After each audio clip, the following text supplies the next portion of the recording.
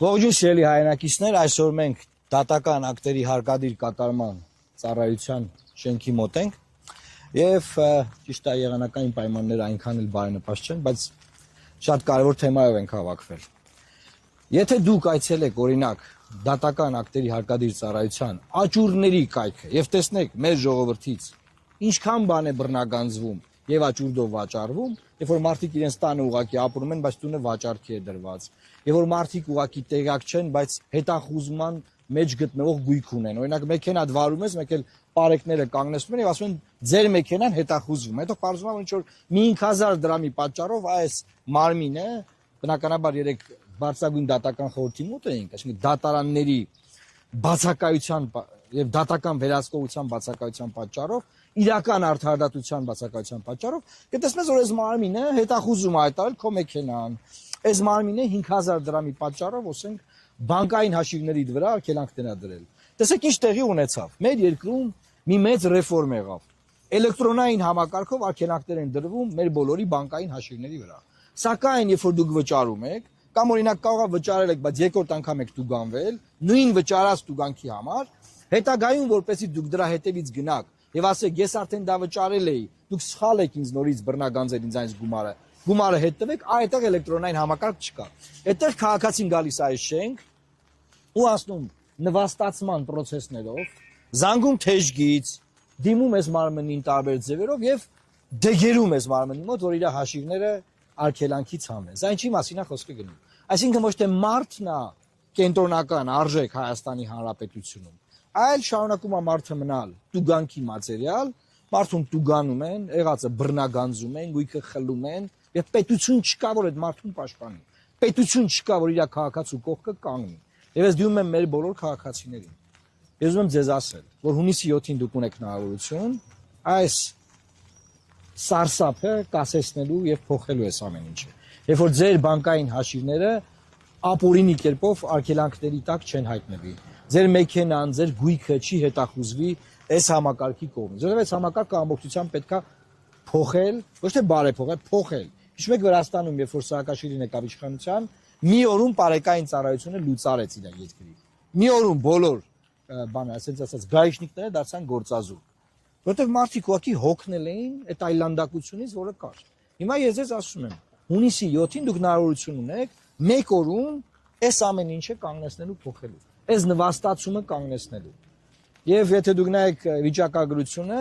ամեն տարի ավելի շատ գումար է բռնագանձվում մեր ժողովրդից։ Ամեն տարի միլիարդավոր դրամների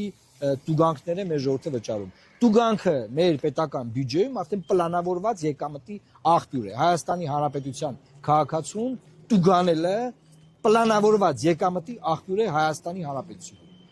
Եվ ուզում եմ նաև խոսքը փոխանցել պարոն Փաշոյանին։ Եվ ես ուզում եմ դες հարցալ, բայց չէ՞ որ մենք տուգանքի մատերիալ չենք, ոչ վաղ անցյալով։ Դե տես մեզ հիմա կասեն, վայ, բայն հեղափոխության ժամանակվա խոսքերն եք կրկնում։ Բայց Ջորջ ջան, 8 տարի անց է, լավ, 8 տարի է, չեք կարողանում այդ ռեֆորմը անել։ 8 տարի է մարդուն շարունակում եք, բան ասենք, միտեղ sense թեք գիծը տրորելու համար տուգանել։ Հետո այդ տուգանքը վճարվում է, հետո պարզվում է, որ բայց մի հատ էլ դահակայով եք բռնագանձել։ Միակ էլ դատական ակտերի հարկադիր ծառայության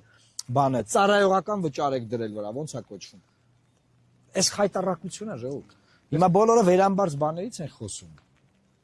որ այս կանենք, այն կանենք, այն կանենք։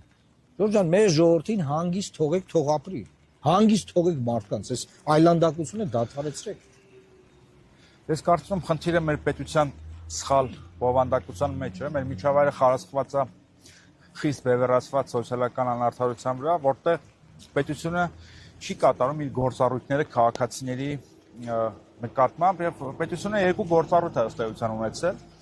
հսկել եւ պատժել, եւ այս կառույցը լավագույն վկայություններից մեկն է։ Մենք պոպուլիստական հայտարարություններ չենք անում, չենք ասում որ գալու ենք բոլորի հարկերից ազատենք, չգիտեմ,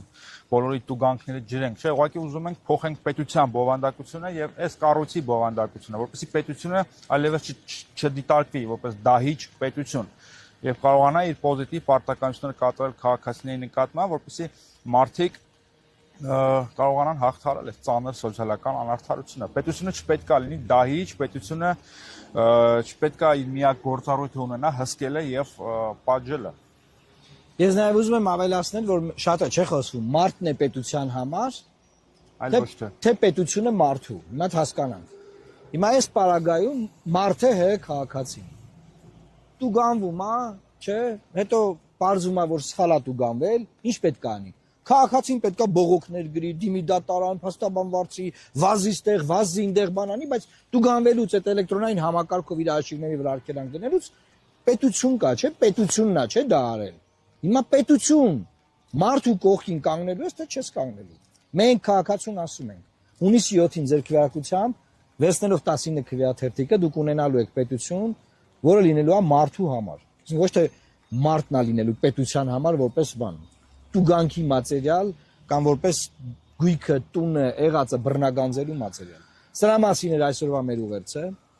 Մենք ուզում ենք նաև ասել, որ սա մի մեծ ռեֆորմների արդյունք պետք է լինի, որը սկսում է դատարաններից եւ շարունակվում է նաև այս համակարգով։ Այս համակարգը դարձել է մի մոնստր համակարգ մեր քաղաքացու վրա գործող։ Ինչ որ միտեղ պետքա փոխել, ինչ որ միտեղ քանդել, Ինչ որ միտեղ կտրել, վիրահատական միջամտություններ անել, բայց հասնել նրան, որ պետությունը մարդատյաց չլինի։ Սա մարդատյաց շարունակում է մնալ իր քաղաքացուն ատող համակարգ։ Եվ Նիկոլ Փաշինյանը իհարկե կարող էր այս ամեն ինչը փոխել, բայց հասկացա, որ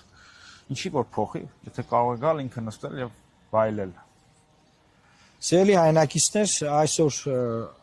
այս մասով այս ուղերձն ունենք տալու, նաև բոլոր քաղաքացիներին, ովքեր որ դժգոհ են այս մարմնից, այս տեսանյութը երբ որ կհրապարակվի, ձեզ կոչ ենք անում ձեր անհատական պատմությունները գրեք ուղարկեք մեզ, մենք նաև ուզում ենք անհատական պատմությունները ներկայացնել։ Օրինակ ես անհատական պատմություն գիտեմ, որ քաղաքացինից դիմել է, որ 5000 դրամ տուգանքի պատճառով մեկ էլ պարզվել է, որ պարեկները 3 մեքենաներով կանգնեցրել են, թե մեքենատ հետախուզման մեջ է։ Եվ չես կարող վարել մեկ, իջ հենց հիմա պետքա գնաս, չգիտեմ ինչ անես, ես որ դե վճարես, հետախուզման թուղթը հանես, բերես, տաս մեզ, նոր թողանք մեքենա վերցնես։ Գիտեք ինչ է կան, ինչ են անում, որ չկա գժանոց ասած։ տուգանքա լինում վարկանական դահական գործի է անցնում, բայց երբ որ արդեն վճարումները անում ես, ամիսներով քեզ կարող այդ համակարգից չհանեն։ Բայց դրա մասին եմ ասում։ Այսինքն էլեկտրոնային ձեր հաշիվները սարեցվում են, էլեկտրոնային նոր տեխնոլոգիաներով 21-րդ դարն է բերել մեզ համար այս իշխանությունը։ Բայց հետո արդեն դու պետք է գնաս, տեղ կանգնես, հերթ կանգնես, մտնես, զանգես, թեժգից չպատասխանեն, գաս ես պատուանների մոտ sense հերթ կանգնես, ընդ քաղաքացիները։ Մի անգամ եկեք այդ հերթերի մեջ նայեք մարդիկ ինչ են խոսում։ Մի հատ նայեք ձեզ ինչքան են քֆուր անում, որպես կառավարության ներկայացուցիչներ։ Մի հատ նայեք ինչա կատարվում, ինչ անեծքներ են ձեզ տալիս։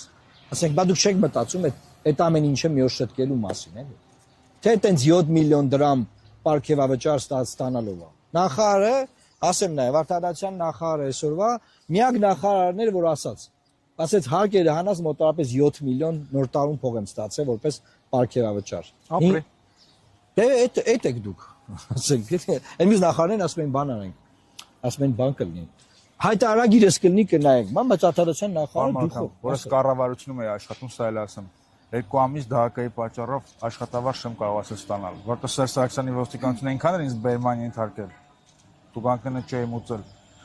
Ուտեղ մնացել էի առանց աշխատավարձ։ Դե հիմա ըստ էության 8 տարի անց մենք արձանագրում ենք, որ այս ամեն ինչը ոնց կա այդպես մնացել։ Այս ամեն ինչը ոնց կա այդ ձևով մնացել։ Էսա։